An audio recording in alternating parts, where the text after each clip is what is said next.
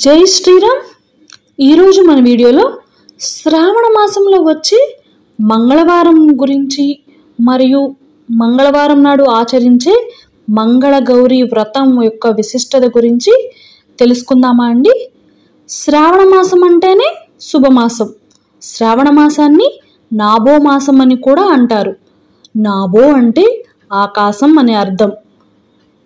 మంగళ గౌరీ మాత పార్వతీ స్వరూపం. ఆమె మంగళకరమైన రూపాన్ని మంగళగౌరి అంటారు. మంగళగౌరీదేవి రూపం అంగారక గ్రహానికి, స్త్రీల అఖండ అదృష్టానికి సంబంధించింది. మంగళగౌరీదేవికి వివాహానికి, గృహ ఆనందానికి దేవతగా చెప్తారు. పెళ్ళైన మహిళలు భర్తలు దీర్ఘాయువు కోసం, పెళ్లి కాని వారు మంచి వరుడు రావాలని మంగళగౌరీ వ్రతాన్ని ఆచరిస్తారు. ఈ మాసంలో స్త్రీలు మంగళవారం నాడు మంగళగౌరీ వ్రతాన్ని ఆచరిస్తారు. ఈ వ్రతం గురించి కృష్ణుడు ద్రౌపదీదేవికి, నారద మునీంద్రుడు సావిత్రీదేవికి ఉపదేశించారు.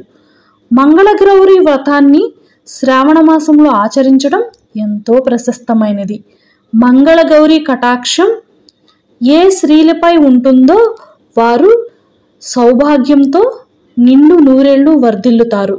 కొత్తగా పెళ్ళైన స్త్రీలు ఈ వ్రతాన్ని 5 సంవత్సరాలు ఆచరించడం ఆనవాయితీ.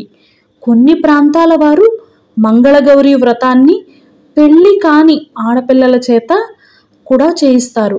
పెళ్లికి ముందు 4 సంవత్సరాలు చేయించి పెళ్ళైన తర్వాత 1 సంవత్సరం ఈ వ్రతాన్ని నేర్చుకుంటారు.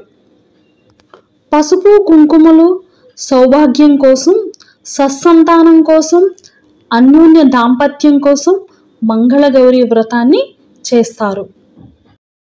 జై శ్రీరామ్.